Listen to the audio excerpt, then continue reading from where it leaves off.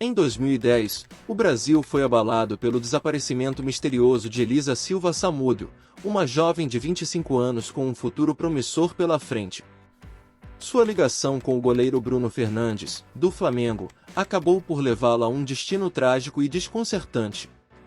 Elisa, amante do famoso goleiro, teria aceitado um convite aparentemente inocente para visitar um sítio em Minas Gerais.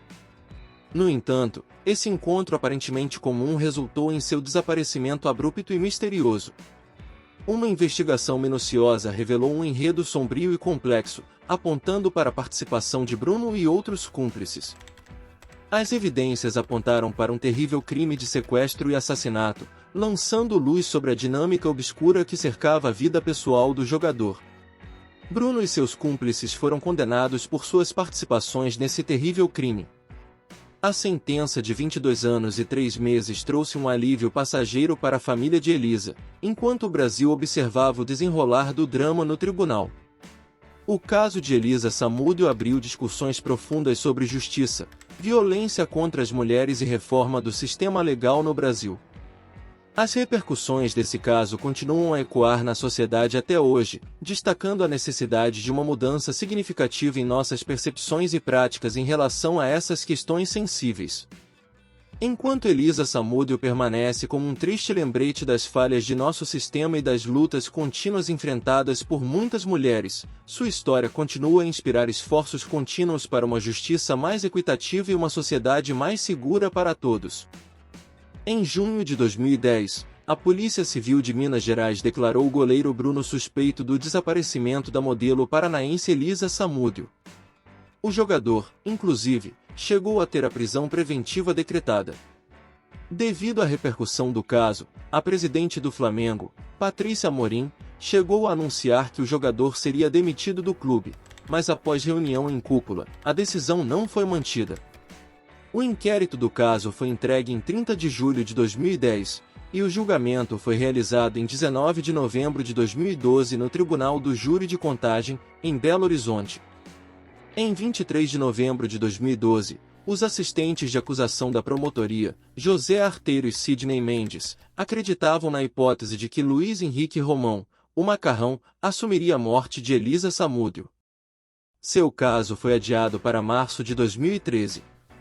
Em 6 de março de 2013, Bruno admitiu a morte de Elisa Samúdio e culpou Macarrão pelo crime.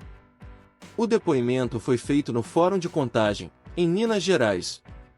Em 8 de março de 2013, Bruno foi condenado a 22 anos e 3 meses de prisão, dos quais 17 anos e 6 meses são em regime fechado, por homicídio triplamente qualificado, motivo torpe, meio cruel e uso de meio que dificultou a defesa da vítima, cárcere privado e sequestro de Elisa e do filho deles Bruninho, e ocultação de cadáver. Por sua confissão, sua pena foi reduzida em 3 anos, mas aumentada em 6 meses por ter sido mandante. Em 5 de maio de 2012, o vice-presidente jurídico do Flamengo, Rafael de Piro, externou que o clube estaria aberto ao retorno do goleiro, caso obtivesse um habeas corpus. O pedido foi negado em 20 de outubro do mesmo ano pelo Superior Tribunal de Justiça. Seus advogados recorreram contra a sentença condenatória, mas o pleito foi negado pela segunda turma do Supremo Tribunal Federal em 11 de junho de 2013. Em 28 de fevereiro de 2014, mesmo sob detenção em regime fechado na penitenciária Nelson Hungria, Bruno assinou contrato com o Montes Claros Futebol Clube, clube que disputa a segunda divisão do Campeonato Mineiro. Para tanto, seria necessário sua transferência ao presídio da cidade de Montes Claros.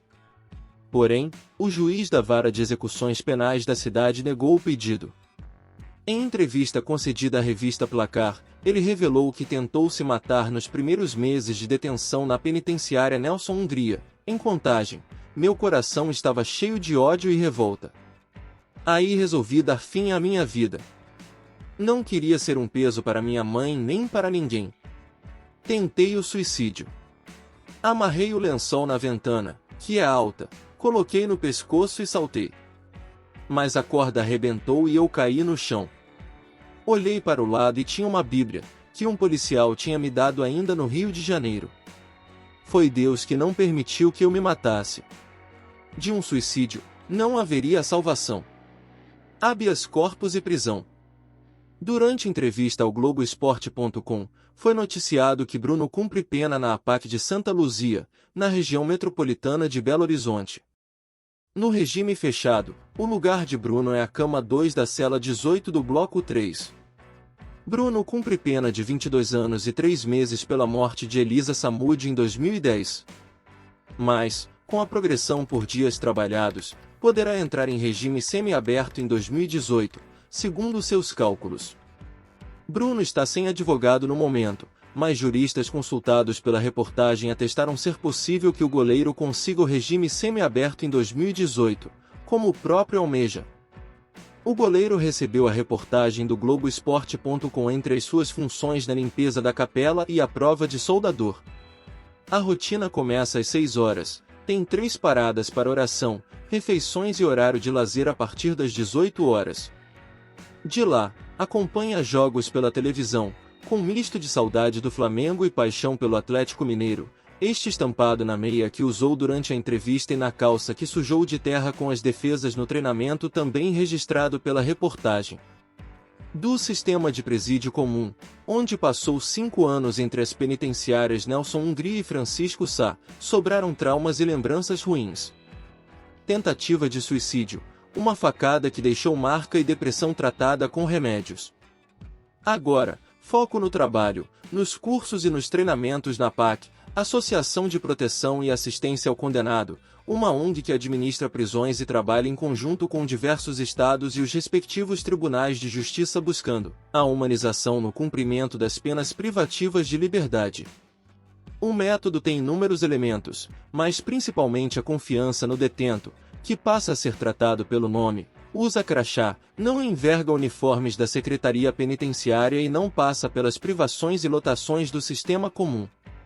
Nesta conversa com o Globoesporte.com, Bruno não quis transitar pelos detalhes do crime pelo qual foi condenado, garantindo que está escrevendo um livro com a verdadeira história. A amizade com o macarrão é coisa do passado, e o presente aponta conformismo com a pena. O jogador ainda relata que perdeu cerca de 16 kg após sua prisão.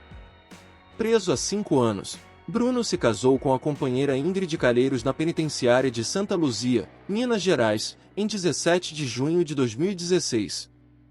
A cerimônia foi reservada e contou com aproximadamente 90 pessoas. Em 24 de fevereiro de 2017, o ministro do Supremo Tribunal Federal, Marco Aurélio Mello, concedeu habeas corpus ao ex-jogador, sob a justificativa de ele não ter sido condenado em segunda instância. Esta liminar permite que o jogador recorra em liberdade de sua condenação. Após ganhar liberdade, o Boa Esporte Clube, clube de futebol da cidade de Varginha, anunciou sua contratação, confirmada no dia 10 de março de 2017, o que causou polêmica nacional. A contratação foi contestada por parte de diversos torcedores do clube e outros, com manifestações que vieram dos mais diversos locais do país. Em virtude da repercussão, a Nutrends Nutrition, uma das empresas que davam suporte ao clube, decidiu retirar o seu patrocínio para a equipe. Em 25 de abril de 2017, a primeira turma do STF, por maioria, nos termos do voto do ministro Alexandre de Moraes, não conheceram da ordem impetrada, cassando a liminar anteriormente concedida, sob o entendimento de que a própria defesa pediu a expedição de guia de cumprimento provisório da pena, a fim de que o goleiro Bruno pudesse ter os benefícios da Lei de Execuções Penais. Regime semiaberto. Em 18 de julho de 2019, conseguiu uma progressão de pena para o regime semiaberto através de uma decisão da Justiça de Varginha. Deixou o presídio no dia seguinte, por volta das 19 horas, onde passa a dormir em casa, no chamado semiaberto domiciliar. Seu horário de permanência fora da prisão é das 20 horas até às 6 horas. Ligação com o narcotráfico. Por meio de uma investigação apurada pelo Ministério Público do Estado de Minas Gerais, descobriu-se um vínculo de amizade entre Bruno e o narcotraficante Antônio Francisco Bonfim Lopes, conhecido como Nem da Rocinha. Segundo a investigação, Nem tinha Bruno como seu garoto propaganda. A amizade com o goleiro garantia ao traficante forte influência nos setores fora da comunidade. entre os inúmeros processos criminais, nem responde pelos homicídios e ocultação dos cadáveres de duas jovens. Esse é o resumo da história do ex-goleiro do Flamengo, Bruno. Não perca os próximos vídeos do canal, se inscreva para não perder nada. Obrigado.